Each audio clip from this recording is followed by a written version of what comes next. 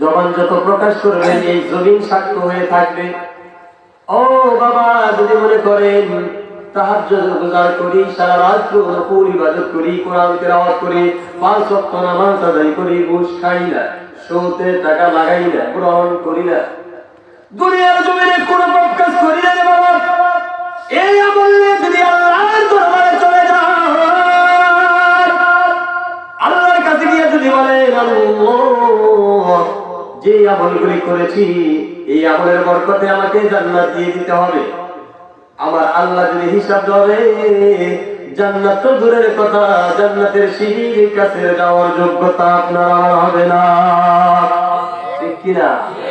আল্লাহ রাব্বুল আলামিন পবিত্র কোরআনে সূরাতুল ফাতিহার ভিতরে জানিয়ে দিয়েছেন আলহামদুলিল্লাহি রাব্বিল আলামিন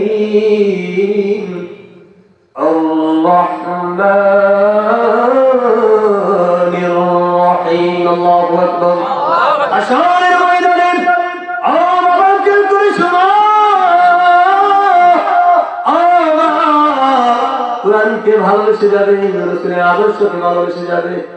কারণ হলো আমার মা বোনদের জন্য যে সমস্ত মা বোন ফাতেমাতুজ জোহরা রাদিয়াল্লাহু তাআলা আনহার আদর্শগুলি মেনে চলবে, আমার ওই মার জন্য আল্লাহ রাব্বুল আলামিন ওই জান্নাতে ফাতেমাতুজ জোহরা রাদিয়াল্লাহু তাআলা আনহার সাথে জান্নাত দিয়ে দিবে। সুবহানাল্লাহ।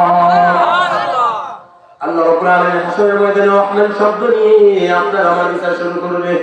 এমন একটি শব্দ প্রকাশ করলো আল্লাহ, এই রহমান নামের শব্দে কারণে রে বাবা আপনাকে আমাকে জান্নাত দিয়ে দিবে। সুবহানাল্লাহ। কঠিন ভাবে হিসাব দিতে চেয়ে বসে, সহজ ভাবে যদি হিসাব চেয়ে বসে, দিতে পারবেন? সম্ভব হবে?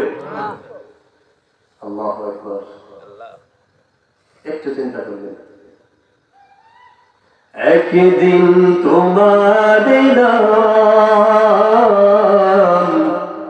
মসজিদ হবে এলান, একদিন তোমার নাম মসজিদ হবে এলান, তৈরি থেকো তৈরি রেখো, তৈরি থেকো তৈরি রেখো, কবরের মাল সামান। ঠিক আছে কি সামান আছে? কথা বলেন না কেন? আছে? আপনাদের থাকতে পারে, আমার নাই বাবা,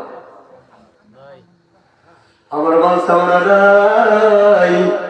আল্লাহ যে সময় ডাক দিবে আমি জানি না আমার কি হালত হবে রে বাবা।